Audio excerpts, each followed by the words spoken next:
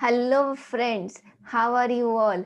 तो आप सभी का आज के निफ्टी और बैंक निफ्टी एनालिसिस सेशन में बहुत बहुत स्वागत है। और आज के इस सेशन में हम निफ्टी और बैंक निफ्टी का कल यानी फ्राइडे के लिए एनालिसिस करेंगे। एक जो नई सीरीज शुरू हुई है आज से, मे सीरीज, उसके बारे में भी हम कुछ गहरी गहरी बातें करेंगे। और इन सब बातों के लिए ये सारे डिस्कशंस करने के लिए हमेशा की तरह मैं कीर्ति अग्रवाल, योर ट्रेडिंग गाइड। तो चलिए आज का हम अपना एनालिसिस, अपना डिस्कशन शुरू करते हैं। और हमेशा हम पहले साइकोलॉजी की बात करते हैं। कल की वीडियो में भी हमने बात की थी कि ये एक्सपायरी ऊपर ही होनी चाहिए। अभी हम चार्ट पे देखेंगे कि कैसी एक्सपायरी कैंडल दिख रही है। देखिए, 2 चीज़ें थी।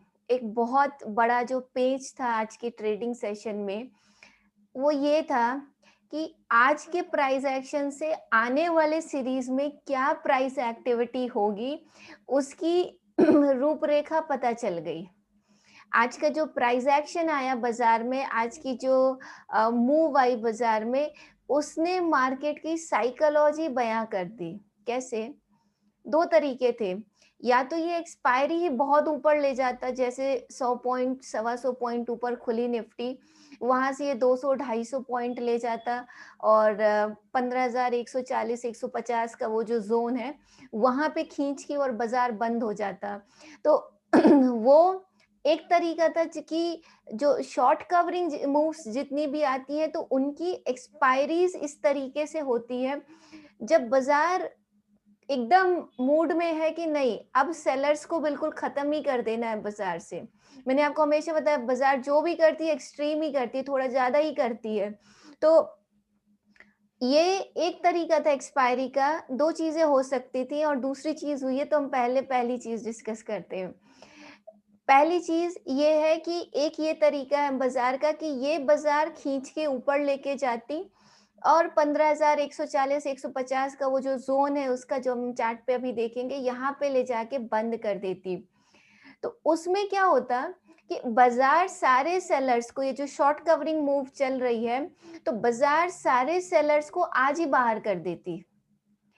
पर ये जो दूसरी चीज हो रही है ना, ये और भी खतरनाक है बाजार में, क्योंकि क्या होता है, आज की जो एक्सपायरी हुई है, जिस तरीके से निफ्टी ने 14,900 को तोड़ा और 15,000 के ऊपर गई, 15,044 का हाई लगाया और फिर वो नीचे आके लैकलस्टर करके झूला झूलते हुए बंद हो गई।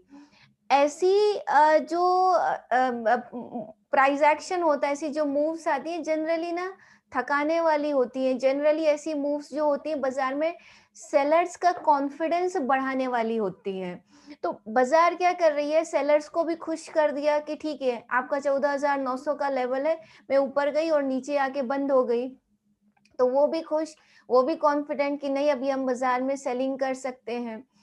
तो एक तरीका था कि ये इसी एक्सपायरी में उनको खत्म कर देती, है ना? जो भी उनके सारे स्टॉप लॉसेस वगैरह थे, वो हिट करके और ऊपर जाके बंद हो जाती।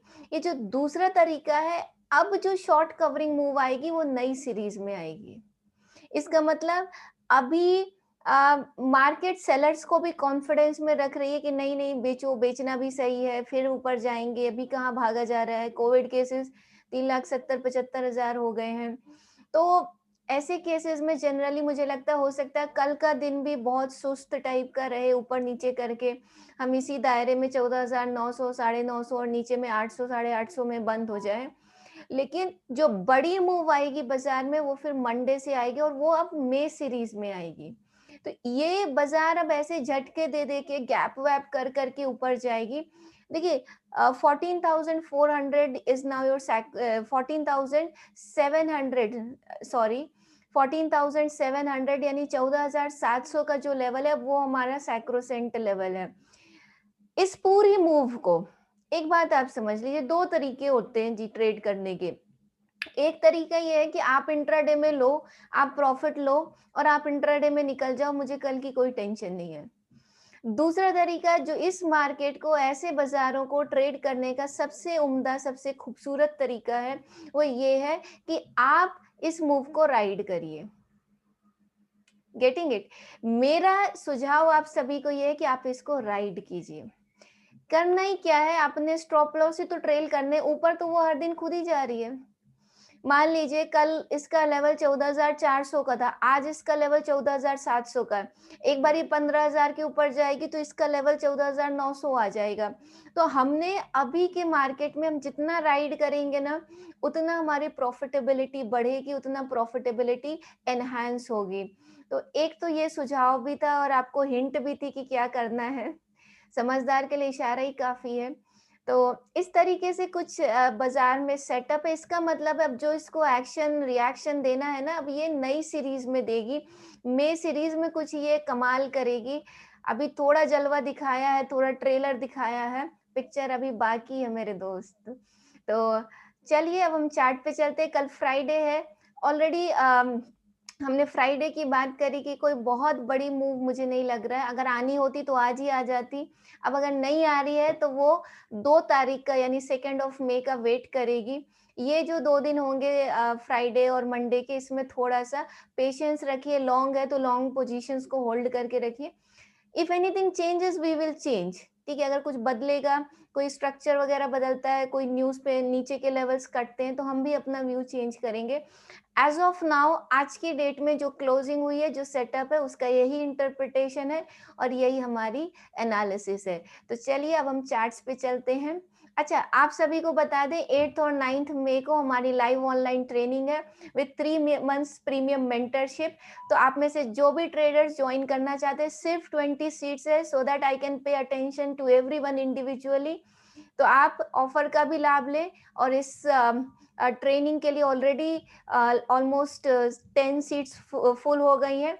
बाकी आप में से जो ट्रेडर्स इंटरेस्टेड हैं, जल्दी अपना रजिस्ट्रेशन कराएँ। आज आप सभी को फ्री ट्रेड्स भी मिली थी फ्री चैनल पे और हमने किस तरीके से प्रॉफिट बनाया वो आप सभी ने देखा है। तो इस तरीके से आगे और भी प्रॉफिट बनाते रहेंगे। तो let's go to the chart now and ये हमारा निफ्टी का चार्ट है। देखिए ये जो कैंडल है ना, इसने दोनों काम कर दिया। बायर्स को बताया मैं ऊपर जा रही हूँ और सेलर्स को भी कॉन्फिडेंस में रखा कि 14,900 के ऊपर हम गए और फिर हम नीचे आके क्लोज हो गए।